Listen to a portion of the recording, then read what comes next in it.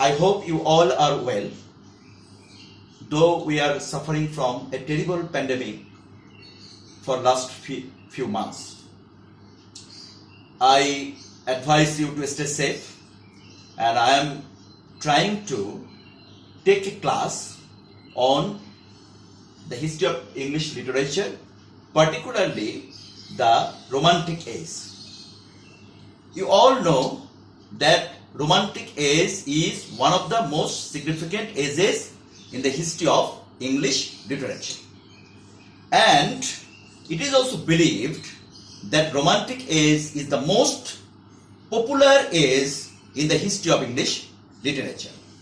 Now the question may come, why is this age considered to be most popular age in the history of English literature? The answer is, some of the most popular poets were born during this period. Suppose if I would like to mention the name of the poets of the Romantic age, I may mention the name of William Wordsworth, I may mention the name of P.B. Shelley, I may mention the name of John Keats, I may mention the name of Lord Byron, and also Coleridge, S.T. Coleridge. All these five poets were very much popular, even popular today, not only to the students of the literature of English, but also to the ordinary people. Even the persons who are not related to literature, the ordinary people, also know the name of these remarkable Romantic poets. And that is why, Romantic age is believed to be the most popular age in the history of English literature. Now, I would like to say that if you want to know a particular age deeply, profoundly, elaborately, then you have to know three important things related to this age. The first one is, that is, you have to know the characteristics of this or of that particular age. And next, or secondly, you also have to know the most remarkable writers or the poets of this particular age and their remarkable writings. And the third one is to know about significant events that had happened during this period. So one significant event that had happened in the Romantic period, rather we should say, because of that event, Romantic period or Romantic age had started, and that is the publication of the lyrical ballads.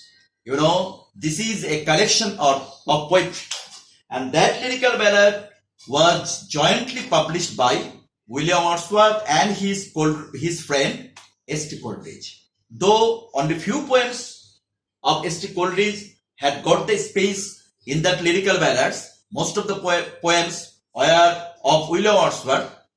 Still, we should have to consider that the lyrical ballads was published by William Wordsworth and S.T. Coleridge. So now come to the duration of the Romantic age. And if we talk about the duration of the Romantic age, then we will find that Romantic period started in 1798 and it continued up to 1832 or 1837. So, historians differ in this regard. Some historians believed that Romantic period extended up to 1832. But some other historians believe that it continued up to 1837. As Victorian period started in 1837, and therefore, in order to have a continuation of the ages of the history of English literature, we may consider this period to be extended up to 1837. And some may also think it continued up to 1832. Now come to the characteristics of this period. The first one, which is very much important, characteristic of the Romantic age is treatment of nature. This is the most important one. Dominance of nature in the poetry of the Romantic period. Nature plays a vital role. It doesn't mean that nature is only expressed in the poetry of this period. Rather, the Romantic poets had also given the philosophy of nature. Romantic poets, particularly William Wordsworth, believed in pantheism.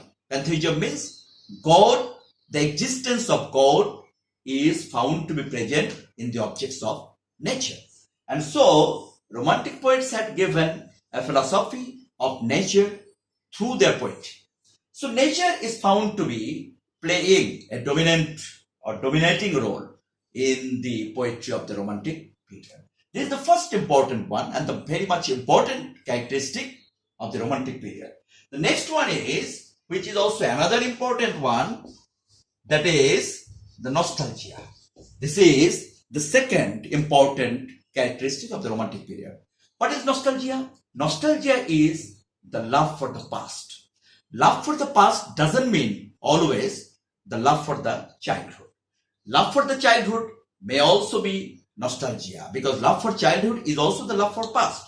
But you should not think that is love for past always means love for childhood. If a person is now at the age of 40, if that person wants to go back to his age of 35, that is also nostalgia. And therefore, we can consider that nostalgia is the desire or to have the love for the past. And whenever a person will feel nostalgia or nostalgic, it means that he is at the same time having two feelings, joy and sorrow. Why joy? Joy because he is thinking about some important happenings of his life which has been found to be happening in the past. And the sorrow is because that glorious time is no more. And he cannot go back to that glorious period. And that is why the nostalgia is the mixture of joy and sorrow. That is the second important characteristic of the Romantic period. The third one is the simplicity of language. This is also another important characteristic of the Romantic period. The Romantic poets had tried to focus their poetry in a very simple language so that the common people can understand the language properly. They were not interested to use bombastic words or the very much difficult words which may not be understandable to the common people. Rather, they had attempted to use such a language which will be considered to be easily understandable to the common people. So that is also another important characteristic of the Romantic period. The fourth one, or the next one, is love for mythology. Love for mythology. We all know that Greek mythology and the Roman mythology played a vital role in English language. And in the poetry of the Romantic period, we have also found the love for mythology. P.V. Shelley had composed many poems focusing on Greek mythology, focusing on the treatment of mythology. John Keats had written many poems in which we have found the subject matter of the mythology had been treated in his poetry also. So, love for mythology is another. Suppose John Keats had written a poem, Ode to Psyche. So, Ode to Psyche is a poem in which we have found the treatment of Greek mythology. So, if we consider the writing of Shelley, Adonais. Adonais is also a poem in which we have found the treatment of Greek mythology.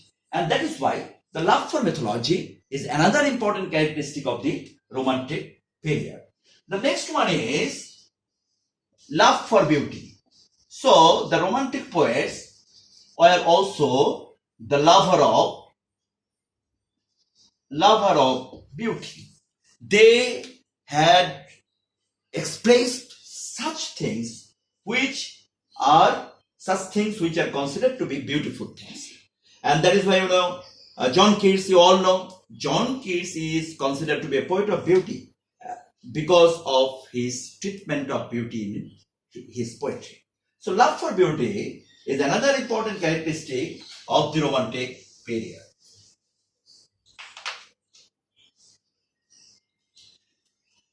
The next one is subject matter taken from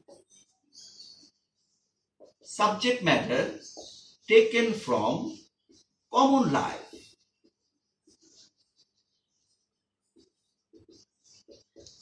Very significant one. We have found that Romantic poets had expressed such things which had been taken from common life. The common life is being focused in the poetry of the Romantic period. The next one is pastoral setting. So pastoral setting, the Romantic poets set their poetry in pastoral perspective. The pastoral society is being treated in the poetry of the Romantic period. If we give an example of the poem written by William Wordsworth, Michael. Michael is a poem in which you will find the pastoral settings or pastoral society has been expressed. And if we think about the many other poems written by William Wordsworth or St. Coleridge, we will find, or even other poets, then we will find that is they have set their poetry in the pastoral perspective. The next one is revolutionary zeal or revolutionary spirit. Revolutionary zeal. So, the Romantic poets were revolutionary. We know that is Shelley and Byron are considered to be the revolutionary poets because both of them wanted to revolt against the existing society. They would like to build up a new society, destroying all the prevalent customs and traditions of the contemporary society. So, Shelley and Byron were revolutionary poets. But we also think that Wordsworth, Coleridge, and Keats also revolutionary in that sense that they had revolted the existing traditions of literature. They had not followed the existing tradition prevalent in the contemporary society. Rather, they had established a new system through which they had composed the poetry according to their own choice. That is also one kind of revolutionary zeal or revolutionary spirit that we find in the writings of the Romantic poets. And the next one is glorification of childhood. Glorification of childhood is another important focus of the Romantic poets. Yes, this is also one kind of nostalgia, that is glorification of childhood. But this is not only nostalgia, rather the childhood is considered to be the most significant period of human life. Many people think that youth is the most significant period of human life, but the Romantic poets believed that childhood is the most glorious period because a child had just come from Almighty, and as a child has the connection with Almighty, and therefore they believe that the childhood is the most significant period in human life. And in their poetry, particularly in the poetry of William Wordsworth, we have found the idealization or the glorification of the childhood. So that is another important focus of the Romantic tradition, Romantic poetry.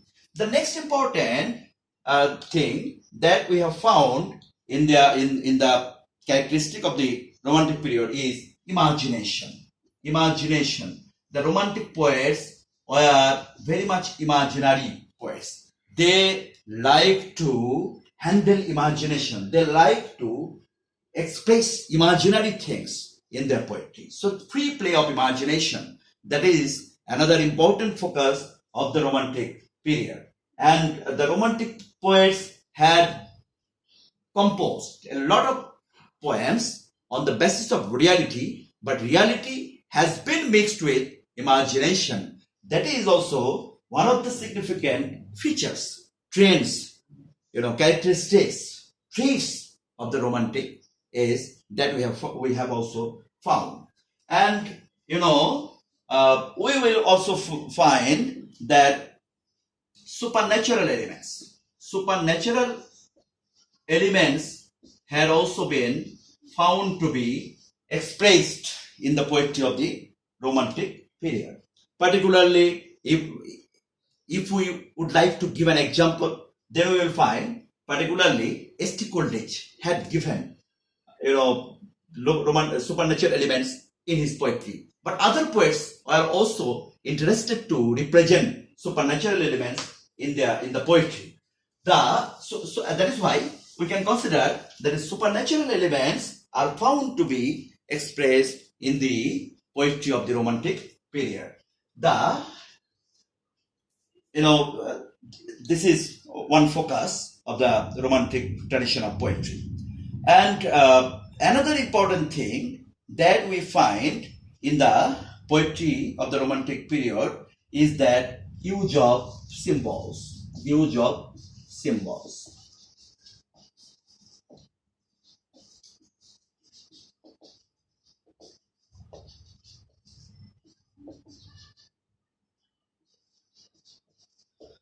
So use of symbols, Romantic poets had used different types of symbols, some public symbols, some private symbols in their poetry. And the next one is pre-existence theory. So pre-existence theory, this theory had been taken by the Romantic poets from the metaphysical poets. Particularly Henry Vaughan had a very significant influence on William Wordsworth in this regard. Pre-existence theory means the Romantic poets believed that before the birth of human beings were near to Almighty. And whenever a person is born, a baby is born, then that baby had that great memory of Almighty, and that is considered to be pre-existence theory. This theory was propagated by religions, and this theory was also, handled in the poetry of Henry Vaughan. Henry Vaughan had written a poem, Retreat, and in that retreat, we have found the treatment of this pre-existence theory. And Ode on Intimation of Immortality is a poem of William Wordsworth in which we have found the handling of pre-existence theory. And that is why we can consider that pre-existence theory is another important focus of the Romantic characteristics. The Romantic poets had treated these characteristics in their poetry, and that is a significant factor here. And so I have tried my level best to talk about some prominent characteristics of the Romantic period. And I believe that if the students had tried to or will try to understand these characteristics of the Romantic period, then it will be possible for the students to understand this particular age properly. And if these characteristics can be understood, then it will be possible for the students to understand the writings of the writers of this period. And so whenever a reader will try to understand a particular poet, it is necessary to understand that particular age. Without understanding that particular age, a particular poet cannot be rightly understood. And so I will suggest all of you to think in this way, to try to know the characteristics of all the ages and to try to know the writers in that perspective. And if it is possible, then it will be easier for all of you to understand the history of English literature. So I would like to thank you all for your patient hearing, and I hope that you have understood the characteristics of the Romantic period that I have attempted to focus through my lecture. Thank you all. Thank you very much.